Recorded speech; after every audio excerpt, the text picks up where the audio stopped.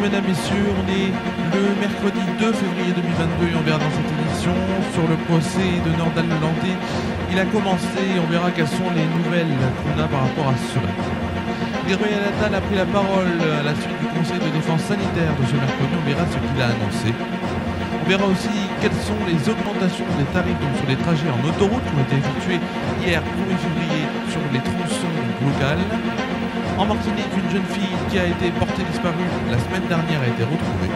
Et vous retrouverez en fin d'édition votre météo ainsi que l'éphéméride de demain. C'est la fin des titres de votre édition. On est le mercredi 2 février 2022.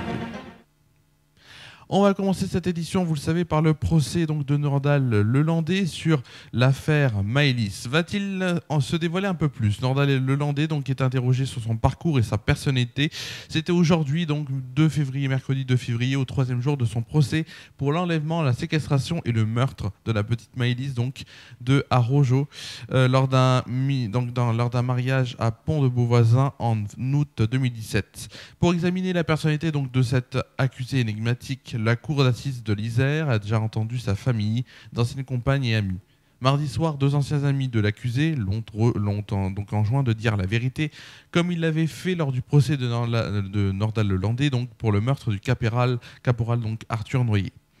Il t'est passé quoi par la tête, Nordal, quand t'as monté Maëlys dans la voiture? Une pulsion sexuelle? T'allais pas lui montrer les chiens, je sais que tu mens, lui lance Coralie. Je m'expliquerai par la suite, je vais parler à bredouiller donc l'ancien maître chien de 38 ans. Nazim, un autre de ses amis, lui tire donc quelques larmes lorsqu'il souhaite donc d'être compris à l'issue des 3 semaines de procès. Être condamné et incompris serait encore plus dur, dit-il à celui qui fut son pote. Entendu donc par la cour mardi, Sven Lelandais a égrené donc une succession de clichés à propos de la jeunesse de Nordal et leurs relations. À l'entendre, tout allait trop bien chez les Lelandais. Une famille aimante, des copains, des copines, tout allait bien.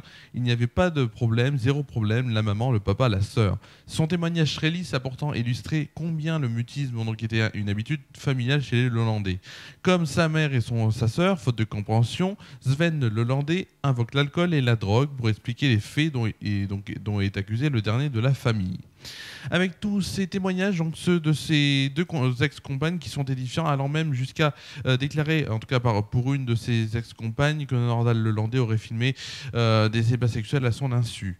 Et la personne avait porté plainte, bien sûr, à la suite de cela.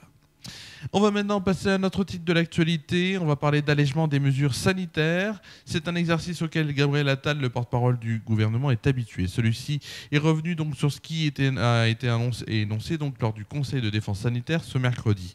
Les enjeux de ce nouveau Conseil étaient particuliers alors que la France abandonne donc ce mercredi un certain nombre de mesures de restriction. On va faire le point sur ce qu'il a annoncé. Gabriel Attal donc affirme que la tendance est encourageante sur le front de la crise sanitaire. Pour la première fois depuis un certain temps, nous avons une diminution du temps d'incidence sur le territoire national, évoque donc le porte-parole. Le taux d'incidence donc a diminué dans 11 des 13 régions françaises. Ce sont des signaux encourageants qui montrent que la tendance s'inverse. Mais il nuance cependant son bilan et décrivant donc une situation qui reste fragile parce que nous avons encore un nombre de cas très élevés qui se sont déclarés. Le porte-parole du gouvernement affirme aussi qu'il faut surveiller de près donc le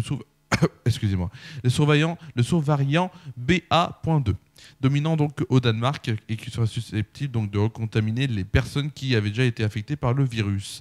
Par ailleurs, la tension de l'hôpital, à l'hôpital reste forte. Plus de 30 000 patients sont encore hospitalisés du Covid, donc à cause du Covid-19, affirme donc le porte-parole du gouvernement. Selon toujours le porte-parole du gouvernement, Gabriel Attal, une concertation sur le protocole sanitaire à l'école va être menée par le gouvernement dès la semaine prochaine. Les membres du gouvernement donc annonceront alors une adaptation du protocole sanitaire dans les écoles.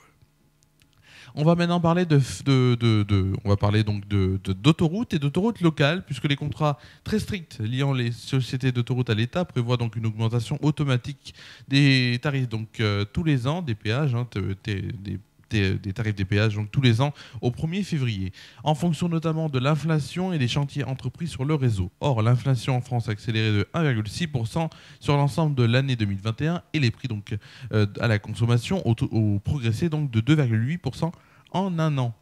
La hausse donc des tarifs autoroutiers donc s'élève donc à 2% en moyenne pour 2022. Mais bonne nouvelle, dans la Drôme, les tarifs donc de la 7 ne sont pas et ne seront pas impactés qu'à la marge.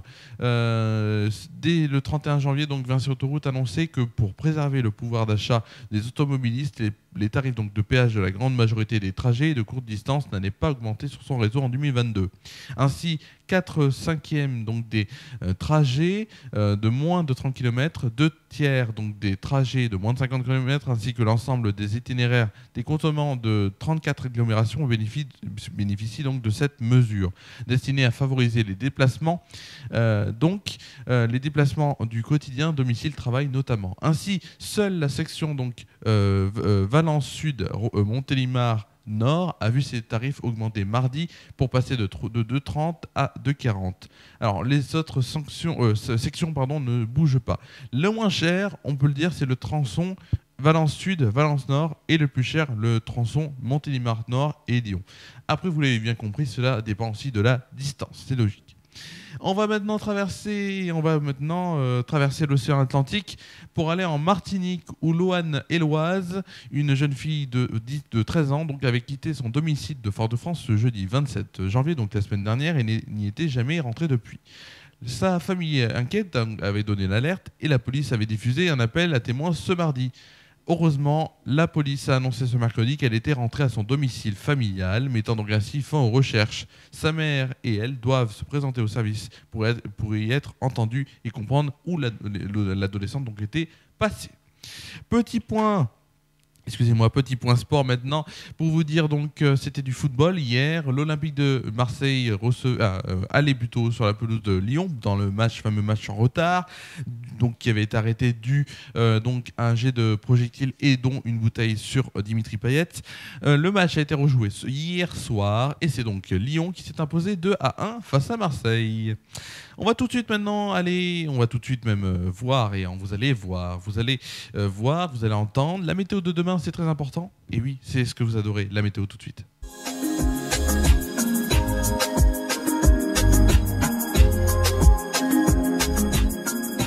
La météo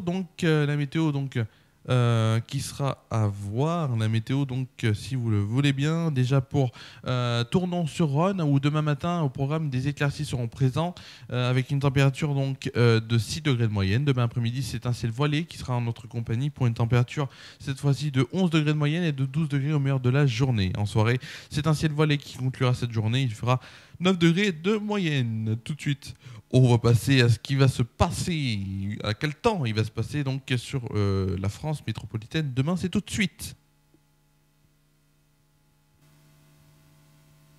Demain matin, les nuages bas et brouillards dominent les 3/4 du pays. Le soleil revient en force sur les 3... Demain matin, les nuages bas et brouillards dominent sur les 3/4 du pays.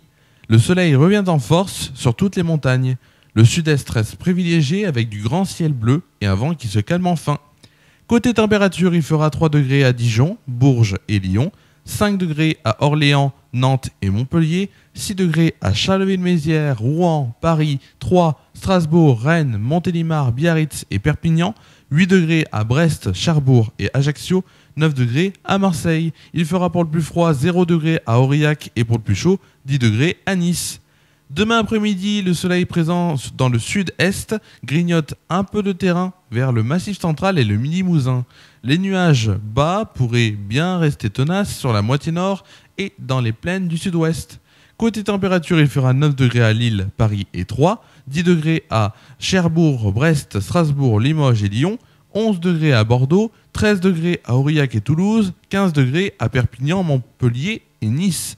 Pour le plus froid, ce sera à Charleville-Mézières où il fera 6 degrés et à l'inverse, où il fera le plus chaud, ce sera à Marseille où il fera 16 degrés. Alors demain, bien sûr, on fêtera... Alors hop, un petit bug technique, voilà. Demain, quel saint on fêtera? Vous allez me dire, quel saint on fêtera? Eh ben, vous allez le savoir dans 3, 2, 1. Tout de suite, la saint qu'on va fêter demain, c'est donc la Saint Blaise, Anatole ou encore Oscar. Le soleil se lèvera à 8h18 et se couchera à 17h51. On gagnera ainsi 3 minutes de soleil. Demain, c'est quoi demain? Qu'est-ce qu'il y a demain? Et bien demain, il y a, bien sûr, vous le savez, votre JT. Oui, demain, le JT. Vendredi aussi, en inédit bien sûr. Votre JT, alors peut-être pas vendredi plutôt. Demain c'est sûr, vendredi peut-être pas et sans doute pas, je vous le dirai demain. Samedi, une émission de Samedi Détente vous sera proposée à 19h. Dimanche, il y aura FR News, le live spécial spécial Lille, Paris, pardon, en direct à 20h35. Et on aura lundi FR News Foot en inédit, ce sera à 13h10 à peu près. Je pense en tout cas entre 13h et 13h10, bien sûr. C'est la fin de cette édition. On se retrouve demain sur FR News pour le JT. Je vous souhaite de passer une très bonne soirée, une très bonne nuit. Prenez soin de vous et moi je suis